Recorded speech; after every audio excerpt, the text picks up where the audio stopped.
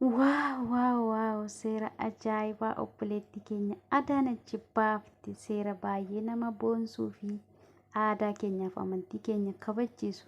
Innis wantoota biyya keenya keessatti fokkisaa ta'e hedduunsaa dhoowwamuu isaatii. Kan akka wiigii, kan akka uffata gabaabaa, kan akka geexii gurraa fi harkaa wantoota garaagaraa baay'ee nama boonsa dhugaa. Ilaalaa amma hanumarraa kaati. Ani dhugaa dubbachuuf ofan arge jechuudha. Mee lakkaa guutichaa gurra kiyyaa na wajjini. Maaloo.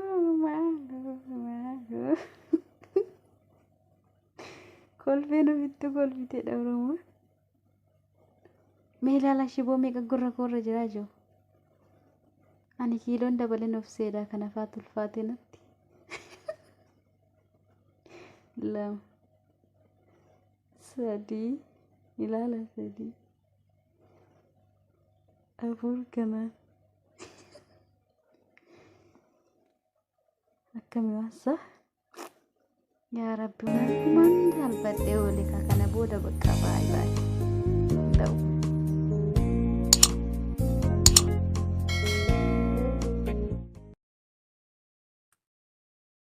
Nagaaniif faraarri. Jaalalli waaqayyoo hunduma keessaniif haa baay'atu. Kabajamuuf jaallatamoo hordoftoota koo akkam jirtu nagaa keessaniif galanni waaqayyoof haa ta'u nagaadha.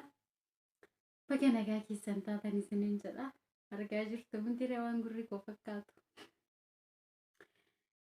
Adaanech anuma irratti seera baastee jedhee tanan yaade tarii namoonni biraa immoo akkuma koo seera kana keessatti kan of argitan yoo jiraattanii dafnee haadhiis nun isiniin jedha.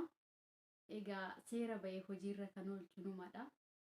Macaafni qulqulluunis immoo warra aangoo qabaniif warra biyya bulchaniif akka abboomamnu nu gorsa waanta ta'eef nutis warra biyya bulchan kanaaf abboomamne seera ba'e kana hojiirra oolchuun ga'ee koof ga'ee keessan isiniin jedha. Dhugaa dubbachuudhaaf seerri kun aadaa biyya keenya hin kabachiisa jedhee abdiin qaba. Yoo itti fufee fi yoo nuti hojiirra oolchine aadaa biyya keenya hin kabachiisa jedhee tanan yaadaan. Waanuma ta'uu qabudhas immoo itti fufee hojiirra otoo oolee akkasuma wantoonni biraa aadaa keenyaa fi amantii keenya wanti balleessu wanti gurraachessu ammayyuu nurraa haa dhaabbatu. Dhugaa dubbachuuf seera obboleettiin keenya Adaanech baafte kana baay'een jaalladhee guutummaa keessa koo xaabseetti godhe bakka. Anis otoo hin beekin dogoggoree aadaa biyya kootii fi amantii koo maqaa balleesseera. Isa darbe waaqayyo araara isaatiin akkana yaadata waliin qaba. Kana booda garuu baay'ee jedheeraan tokkorraan kan hafe jechuudha. Tole asumaan viidiyoo kana kan isinitti tole laayik sheer godhaa. Maatii haaraan har'a gara chaanala koo dhuftanii sabiskiraayib gochuudhaan hordoftoota buzeetuu ta'an isiniin jedha. Waaqayyo isin haa eebbisu. Egaa baay'een keessanii karaa miidiyaa garaagaraa akkasuma karaa TV illee seera obboleettii keenya Adaanech baaftee akka hordoftan abdiin qaba.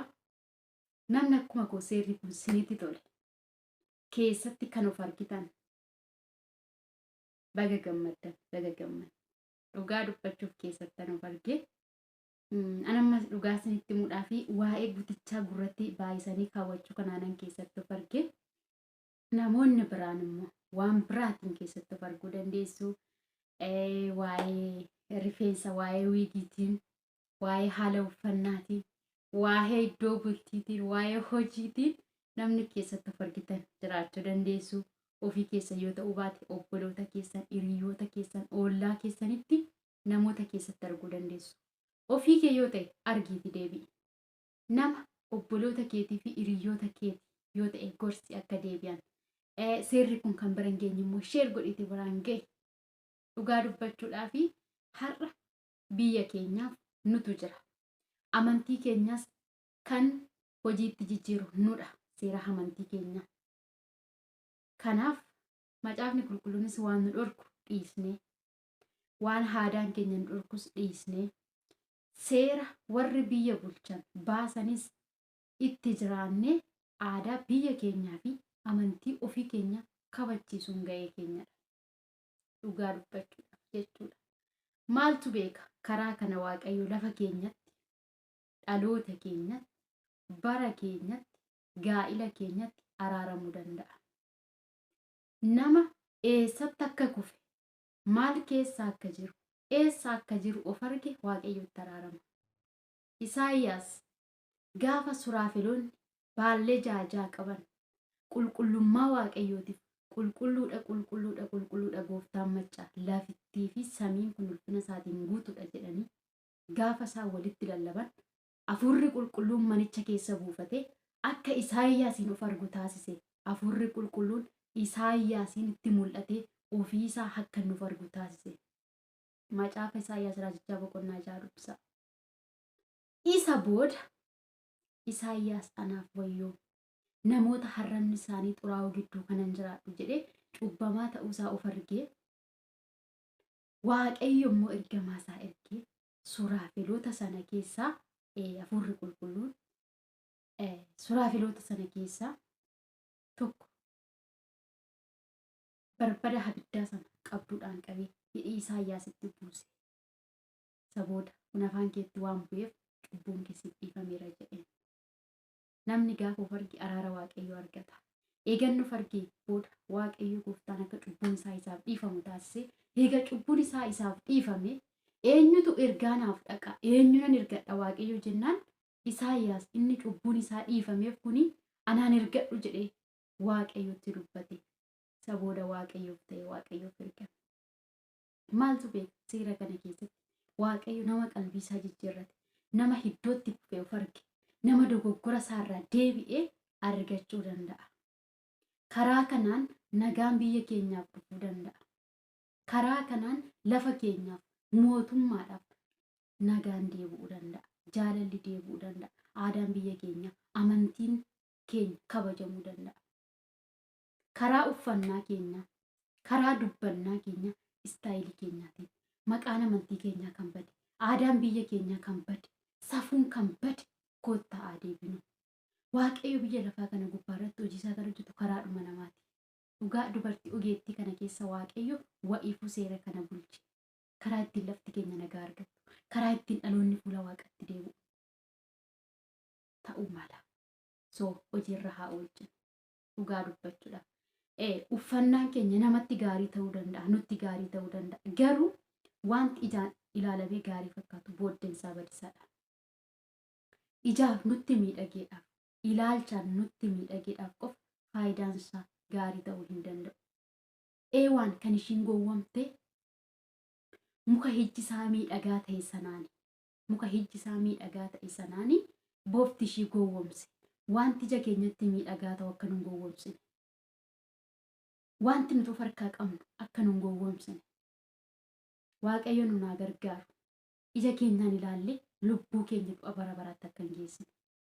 Qaamota miira keenya keessa tokko cubbuutti nu galchee guutummaa namummaa keenya du'a bara baraatti geessurra qaama cubbuutti nu galchu tokko of keessaa dhabne lubbuu keenya jireenya bara baraa argachuutu nuuf mala. Macaafni isa kana jedha waanta ta'eef.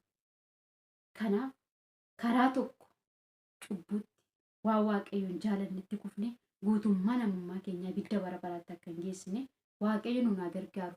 Eessa akka jiru dammaqne of barbaanne of argachuu akka dandeenyu Waaqayyo nu haa gargaaru.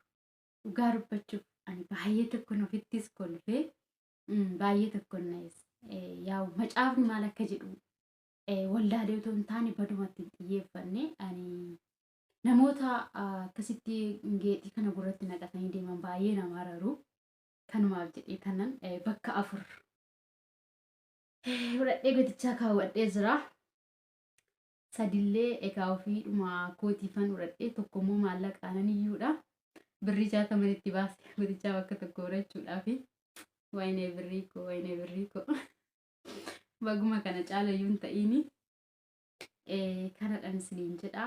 Amma gaafana sii galuu ofirraa harcaaseen gala malee kana hunda kaawwadhee galee biyyatti yoo na adabsiisan birrii guddaa yoo na baasisan maalan godha.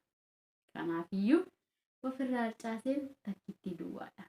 biyya galaa isiniin jedha. Hundi keenya iyyuu barbaanne uf argannu haala uffannaa keenya, haala dibannaa keenya, haala deemsa keenyaa rifeensa keenya illee numa qabnu haa kunuunfannu ergisaanii gala fokkisa jedhanii isiniin jedha. Waaqayyo guddaa isin eebbisu turtiin afaan taasistanii fi dhugumatti kolfaa waan dubbadhu osoo hin taane isa dhugaatii baay'ee natti tolee imaammanni obboleettii keenya Adaanachi waaqayyo gooftaan hubannaaf ogummaa kana caalu isheedhaaf haa kennu, biyya keenyaaf, lafa keenyaaf, maatii keenyaaf immoo nagaa haa kennu. Ayyaanni, jaalalli, araarri waaqayyo afee bara keessan irra haa jiraatu. Baay'ee tokko isin jaaladha, isin kabaja. Irra deebuudhaan laayik, sheer, koomentii gochuu hin dagatinaan isiniin jedha. Kana booda naanis baattuu sibiilaan ta'u maaliyoon magaazana sibiilaan bane moo gurra koratti bakka kanarra ofirraan harcaasan isiniin jedha. Diishii qullaadhuman deema tokko tokko isa waaqayyo isa akka aadaa keenyaatti tokko yani funyaan iyyuu urachuudhaan ka'ee tanan namni na dhoowwee dhiisee silaa yoona funyaan irratti shiboon baadhaan ture nama dhageetuma dhiisee ammas nama dhagee waan fokkisaa ta'e hunda isaayyuu dhiisuun qaba isiniin jedha. Tarii namni kana dura iyyuu bira koo ilaaltanii natti gadditanii jiraattan asumaan dhiifama isiniin gaafadha. Narratti ilaaltanii immoo kan hawwitan yoo jiraattan anis ka'een gurra kana baay'isee uradha kan jettanii hawwitan yoo jiraattan illee dhiifama waan fokkisaa isin hawwisiiseera yoon ta'e isiniin jedha. Waaqayyo isin haa eebbisu, baay'ee isin jaalladha, isin kabaja. Turtii bareedaa naaf qabaadha. Viidiyoo biraatiin hanga wal agarruutti ayyaana isaa keessanaaf turaa eebbifama.